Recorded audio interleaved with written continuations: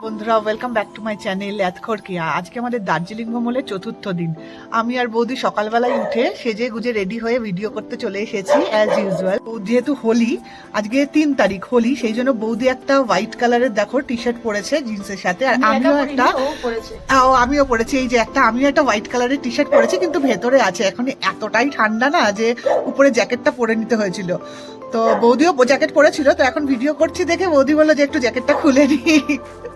তো সেই মতোই এখন এখান থেকে আমরা বেরিয়ে আমরা যাব হচ্ছে তাকদা। তো তাকদা এখান থেকে যেতে 2 ঘন্টা মতো টাইম লাগবে। গাড়ি তো আমাদের সাথেই আছে জানো। তো এখান থেকে আমরা এখন তাকদা চলে যাব। ওখানে আমাদের হোমস্টে অলরেডি বুকিং করা আছে। তাকদায় যাই, তারপর তোমাদের দেখাচ্ছি তাকদা কিরকম জায়গা। অ্যাকচুয়ালি আগে আমি কখনো তাকদায় আসিনি, আমি অনেক জায়গায় ঘুরেছি, তাকদাটা যাওয়া হয়নি। তো যাই দেখি। ওখানে খুব একটা সাইট সিন আমাদের নেই, সারাদিন হয়তো ওই হোমস্টেতেই থেকে কাছাকাছি এদিক ওদিক ঘুরবো। তো চলো যাওয়া যাবে। ব্যাগপত্র গুটিয়ে হোটেলের রিসেপশনে সবাই মিলে চলে এসেছিলাম। ওদের রিসেপশনটা খুব সুন্দর জায়গায়, মানে খুব সুন্দর করে সাজানো গোছানো, আর সারাক্ষণ ধরে একটা মিউজিক বাজতে থাকে।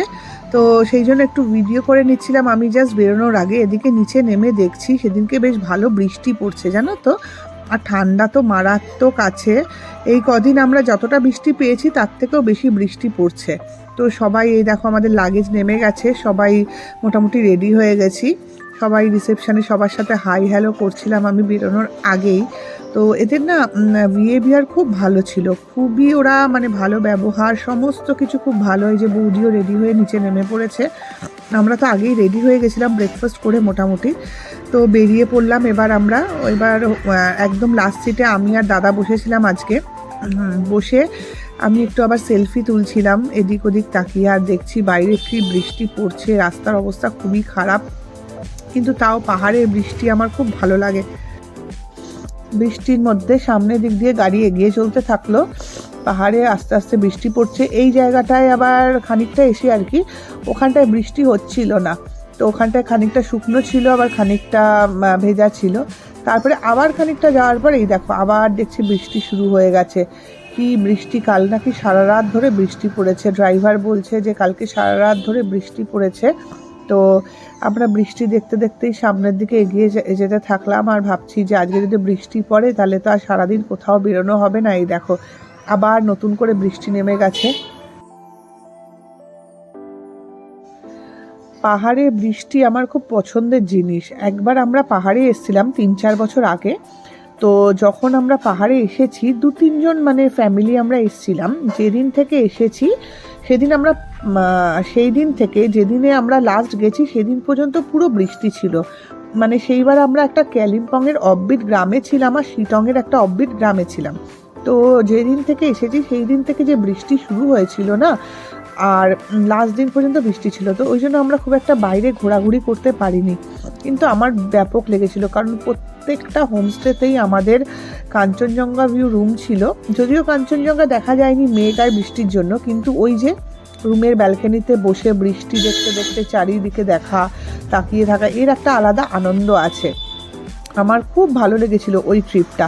সারাদিন বৃষ্টি আর পাহাড় দেখে গেছি খালি। এবারও যেহেতু বেশ ভালোই বৃষ্টি হচ্ছে, মানে 2-3 দিন আমরা বৃষ্টি পেয়েছি, এবার তো তাও একটু বেরোতে পেরেছিলাম, সেইবার আমরা একটু বৃষ্টিতে বেরোতে পারিনি। তো এইবার যেহেতু আজকে বেশ ভালো বৃষ্টি হচ্ছে, তো আমিও ভাবছি যে হোমস্টে যাওয়া পর্যন্ত যদি বৃষ্টি না থামে আর সারাদিন যদি বৃষ্টি হয়, তো তাহলে তো সারা দিন হোমস্টের ব্যালকনিতে বসে আমরা পাহাড় দেখব আর বৃষ্টি দেখব। আমি এটাই মনে মনে ভাবতে ভাবতে সামনের দিকে এগিয়ে যাচ্ছিলাম। আজকে যেহেতু আমি সামনে বসিনি, শিব আবার সামনে বসেছে, সেই জন্য ভালো করে ভিডিও করতে পারছিলাম না। তাও এদিক ওদিক আঁকে বাঁকে দিয়ে আমি একটুখানি ভিডিও করে নিচ্ছিলাম। এত ভালো লাগছিল বৃষ্টির মধ্যে দিয়ে আমরা যাচ্ছি, আর পুরো চারিদিকে ঘন কুয়াশার মেঘে ঢেকে গেছে। এক একটা সময় তো মেঘ মনে হচ্ছে সামনের দিকে চলে আসছিল, খুব ভালো লাগছিল।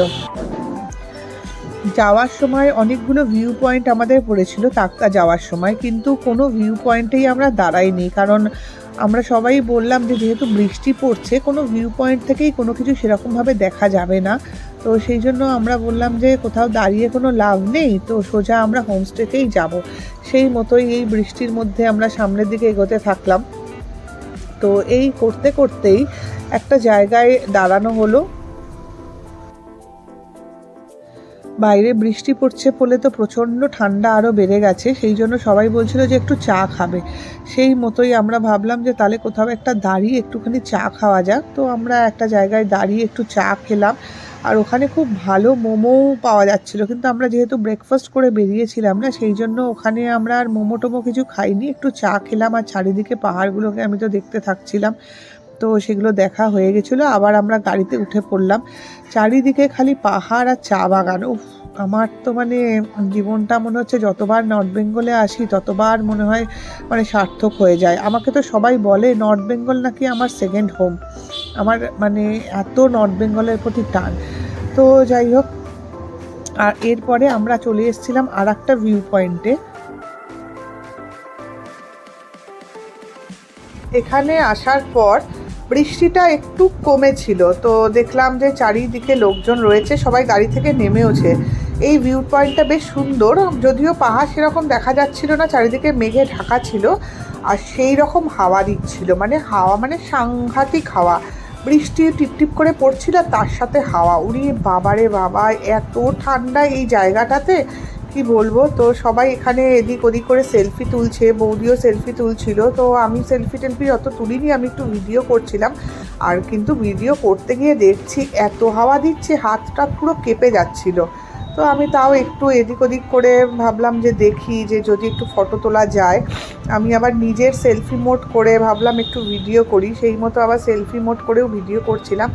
আর এখান থেকে না পুরো দেখা যাচ্ছিল কি বলতো, যে পাহাড়গুলো রয়েছে সব পাহাড়গুলোতেই চা বাগানে ভর্তি। তো সেই জন্যই চারিদিক দিয়ে চা বাগানে ভর্তি, দেখতে পাচ্ছ ছোট ছোট চা বাগান আর তার মধ্যে পাহাড়। উফ, দারুণ লাগছে। বৃষ্টি হচ্ছে, এদিকে মেঘ, চারিদিকে কুয়াশা, কোন দিকে যাব। চারিদিকে ভিডিও করা হয়ে গেছিলো। তো আমরা যদিও মাঝখানে একবার ব্রেক করে চা খেয়ে নিয়েছিলাম, কিন্তু এই জায়গাটায় এতটা ঠান্ডা ছিল না যে সবাই বলল আবার চা খাবে। তো সেই মতোই একটা মানে ঘেরা দোকান ছিল, সেই দোকানের ভেতরে আমরা চা খেতে ঢুকলাম। তো চা খেতে ঢুকে দেখিও বাবা, শিব আগে থেকেই ওই চায়ের দোকানে চা নিয়ে বসে গেছে। আর শিব তো প্রচণ্ড পেট ফ্রেন্ডলি, মানে ও তো ভীষণ ডগি ফ্রেন্ডলি। তো তোমাদের আগেও আমি দেখিয়েছি, ও সব ডগিদের সাথেই খুব বন্ধুত্ব হয়ে যায়, সে ও যেখানেই যাক না কেন প্রত্যেকের সাথে ওর ভীষণ বন্ধুত্ব হয়ে যায়। সে পাড়ার মোড় হোক বা রেস্টুরেন্ট হোক বা বিদেশ হোক বা স্বদেশের যে কোনো জায়গায় হোক। তো ও দেখছি এখানে এসেও আর একজনের সাথে ওর বন্ধুত্ব হয়ে গেছে, তাকে বিস্কুট খাওয়াচ্ছিল। তো তারপরেই আমরা চাটা খেয়ে ওখান থেকে বেরিয়ে পড়েছিলাম। তো ড্রাইভার বলল যে এখান থেকে নাকি আমাদের হোমস্টে খুব একটা দূরে নয়। তো চা খেয়ে আমি আবার যখন বেরোলাম তখন দেখছি এই যে চারপাশটা দেখো খুব সুন্দর। মানে এই ড্রাইভার বলছে এই জায়গাটার দুদিকে নাকি দু রকম ভিউ পয়েন্ট, মানে দুদিকেই পাহাড় আছে কিন্তু ভিউ পয়েন্ট নাকি দু রকম। তো আমি গাড়িতে উঠতে গিয়ে আবার যেদিকে দাঁড়িয়ে আমরা প্রথম ভিউ পয়েন্টটা দেখেছিলাম, যেদিকে চা খেলাম, সেই দিকটা থেকে আবার উল্টো দিকে রাস্তাটা ক্রস করে চলে এসেছিলাম। তো এখানে এসে দেখছি চারিদিকে মেঘ আর কুয়াশায় কিচ্ছু দেখা যাচ্ছে না। এখানে নাকি ওয়েদার ক্লিয়ার থাকলে পুরো পাহাড় দেখা যায় সুন্দরভাবে। আর এই দিকটায় নাকি পুরো চা বাগান আর সামনে দিয়ে সুন্দর রাস্তা। আর ওরা বলছিল এখানে নাকি মাঝে মাঝে চিতাও বেরোয়। খুব সুন্দর জায়গাটা। তো দেখতে দেখতেই আমরা আবার চলা শুরু করে দিলাম। মানে আমরা প্রায় তাকদাতে পৌঁছেই গেছিলাম। তো তাকদাতে পৌঁছে দেখলাম তাকদাতেও চারিদিকে বৃষ্টি হয়েছে কাল সারা রাত ধরে। তো হবেই তো, নর্থ বেঙ্গলে শুনলাম যে সব দিকেই বৃষ্টি হয়েছে, এবং বৃষ্টি হওয়ার জন্য না অফবিটে যে কোনো জায়গার রাস্তাতেই না খুব একটা ভালো থাকে না, মানে কাদা টাদা থাকে বৃষ্টি হলেই। তো এইখানেও সেমই অবস্থায়, এখানেও চারিদিকে বৃষ্টি হওয়াতে রাস্তার অবস্থা আরও খারাপ হয়ে গেছিলো, চারিদিকে কাদা হয়ে পড়েছিল। তো এখন আমরা তাকদাতে পৌঁছে গেছি, কিন্তু আমরা হোমস্টেতে এখনও পৌঁছাইনি। তো যেহেতু চারিদিকে কাদা আর রাস্তা খারাপ হয়ে পড়েছিল বৃষ্টির জন্য, তো আমাদের গাড়ি খুবই আস্তে আস্তে যাচ্ছিল।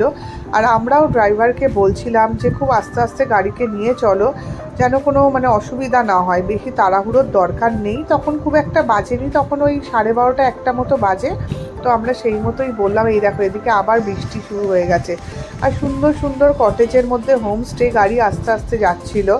আমরাও আস্তে আস্তে সেই হোমস্টেগুলো দেখতে দেখতে আর চারিদিকে সিনারি দেখতে দেখতে সামনের দিকে এগিয়ে যাচ্ছিলাম। খুব সুন্দর, তাকদা জায়গাটাও খুব সুন্দর। একই ব্যাপার, মানে চারিদিকে সেই পাহাড়, চা বাগান আর কাঞ্চনজঙ্ঘা, আর কিছুই নেই।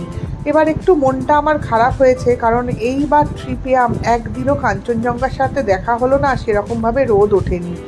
বৃষ্টি আমার যদিও খুবই প্রিয়, পাহাড় আর বৃষ্টির সঙ্গে একটা আমার আত্মার সম্পর্ক আছে, কিন্তু একদিন যদি রোদ না ওঠে আর কাঞ্চনজঙ্ঘাকে যদি একদিন দেখতে না পাই, মানে একদিন যদি কাঞ্চনজঙ্ঘার সঙ্গে দেখা না হয়, তাহলে মনটা তো একটু খারাপই হয়, বলো। তা যাই হোক, কাঞ্চনজঙ্ঘার সঙ্গে যখন দেখা হলোই না, মন খারাপ করে তো বসে থাকলে চলবে না, আমাদের তো এগিয়ে যেতেই হবে। তো আমরা সেই জন্য এই মেঘের সাথেই মনের একটু মিল করে নিয়ে সামনের দিকে এগিয়ে গেলাম। বৃষ্টি হচ্ছে টিপটিপ করে, সুন্দর সুন্দর হোমস্টে, রাস্তা খারাপ, তার মধ্যে দিয়ে আমরা যাচ্ছি। খুব ভালো লাগছিল, মানে চারিদিকে সিনারি এত সুন্দর লাগছিল। আর প্রচুর হোমস্টে তাকদাতে দেখলাম। তাকদাতে শুনেছি প্রচুর হেরিটেজ বাংলোও আছে, যদিও আমরা কোনো হেরিটেজ বাংলোতে থাকবো না, কারণ ওগুলোর নাকি কস্ট প্রচুর বেশি, তো সেই জন্য সেখানে থাকবো না। তো আমরা যে হোমস্টেটা থাকবো, সেই হোমস্টেটাও নাকি খুব সুন্দর শুনেছি।